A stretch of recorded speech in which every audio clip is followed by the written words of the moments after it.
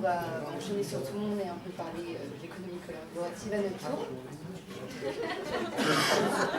Ah oui, non mais...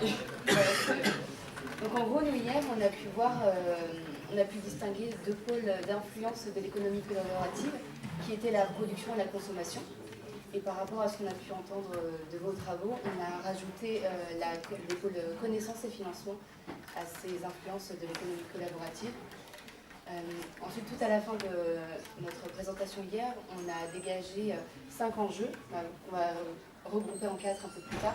Donc, il y avait les enjeux économiques, éthiques, humains, écologiques, politiques, juridiques et techniques. Donc sur le coup, on a pu aussi distinguer deux types d'acteurs différents à l'économie collaborative. On a pu distinguer des acteurs qui utilisaient l'économie collaborative comme un tout, parce que ça faisait partie de leurs valeurs. Donc ils utilisaient vraiment l'économie collaborative comme un moyen de s'exprimer, d'exprimer leurs valeurs, un petit peu comme, pour vulgariser un petit peu la chose, le mouvement un peu hipster ou Bobo plus à Paris. Et les autres acteurs qu'on a pu identifier sur l'économie collaborative, c'était les gens un peu plus opportunistes qui allaient utiliser ce type d'économie plus pour des biens économiques et financiers notamment. Donc parmi les enjeux qu'on a pu différencier hier, on a trouvé un aspect économique et technique. On a fait pour l'un de ces enjeux, on les a dégroupés en leviers et freins.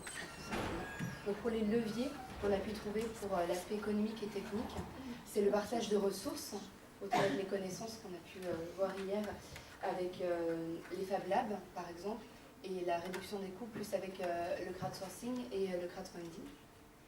Pour ce qui touche tout ce qui est les freins à l'économie collaborative dans les enjeux économiques et techniques, on a pu se rendre compte que l'économie collaborative ne peut pas fonctionner pour tout type d'entreprise, que certains business models freinent cette économie collaborative, que l'organisation logistique de certaines entreprises aussi ne peut pas fonctionner sur le thème de l'économie collaborative. Certains lobbies également vont bloquer ce type de fonctionnement. On peut voir une baisse de la productivité et on s'est aussi rendu compte que l'accessibilité était restreinte, que l'économie collaborative n'était pas accessible à tout le monde. D'un point de vue géographique, on peut voir que c'est plutôt un mouvement plutôt urbain, que les personnes qui vivent plus dans les communautés rurales ont moins d'accès à cette économie. Et aussi d'un point de vue financier, toutes les entreprises ne peuvent pas se permettre d'utiliser ou de participer à l'économie collaborative. Donc on a également vu des freins plutôt facteurs humains. Donc alors d'abord la cohésion sociale, tout ce qui est sentiment d'appartenance à un groupe qui crée une identité communautaire, donc c'est plus des facteurs psychologiques. Ça va permettre de développer la consommation collaborative. Plus des valeurs de collaboration. Il y a tout ce qui est idée de confiance, donc il faut voir ça comme une balance. Parce qu'il y a eu un petit débat dans le groupe. Donc la confiance, en fait, ça peut être facteur de développement dans le sens où si elle est présente, on va avoir plus tendance à faire des échanges, on va avoir confiance dans l'entreprise ou la personne. Donc on a parlé aussi que le principe de confiance il était facilité par la réputation qui était mise en place dans certaines entreprises. Donc c'était le couchsurfing, c'est ça? Ouais, au niveau du couchsurfing. Ensuite, il y avait aussi des freins, facteurs humains, donc c'était tout ce qui était l'accessibilité. Donc il y a certaines personnes qui n'ont pas accès à des outils de communication. Les supports numériques, ils ne sont pas familiarisés avec eux, il n'y a pas de formation suffisante, il peut y avoir des réfractaires, des personnes qui l'avaient. Également aussi des soucis d'adaptation parce qu'en fait on a deux parties prenantes.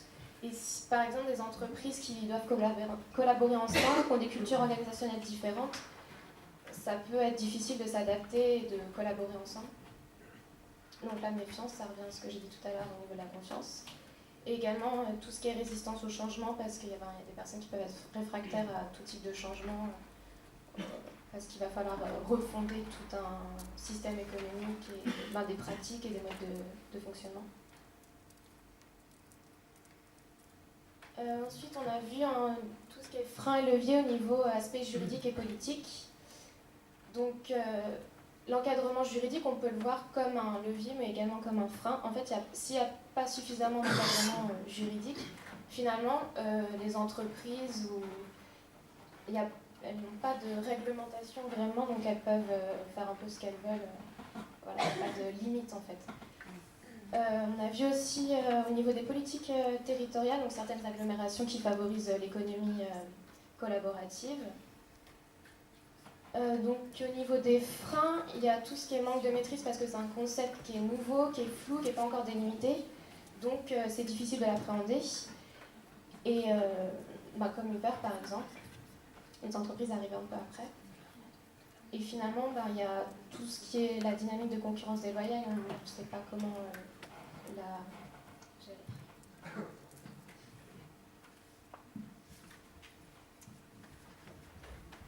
Alors, le dernier aspect qui, selon nous, définit l'économie collaborative, c'est le domaine écologique.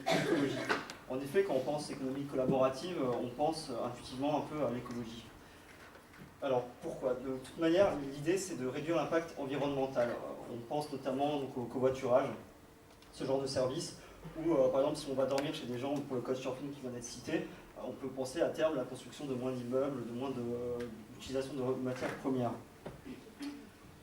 Aussi, on a surtout des chemins courts au niveau des approvisionnements. On pense notamment aux AMAP, donc c'est tous les paniers de légumes et de fruits frais, et aussi aux ruches. Donc ça, c'est pour être auprès des produits du terroir. Donc il y a beaucoup de gens qui sont très friands de ce genre de produits. Aussi, l'intérêt écologique n'est pas partagé par tous, malheureusement. Donc, ça a été dit dans une présentation précédente. Il y a des gens qui sont réfractaires à l'utilisation pas de l'écologie, mais au moins de s'initier à cette pratique. Et donc, pour conclure notre présentation, on s'est posé plusieurs questions. Donc, on a notamment parlé de la Bretagne, parce qu'on essaie de se situer dans la région. Et on veut savoir quelle est la masse critique d'utilisateurs, donc la masse critique, donc le nombre d'utilisateurs qu'il faut pour qu'un projet soit rentable, à partir duquel une économie collaborative, donc une entreprise collaborative, devient rentable, effectivement. Et aussi, est-ce qu'il n'y a pas une mutation dans l'économie? Parce qu'avant, on avait une économie plutôt capitaliste, et maintenant, on a une mutation de cette économie, donc un nouveau paradigme, et on va essayer de savoir, est-ce que ça s'inscrit dans le long terme?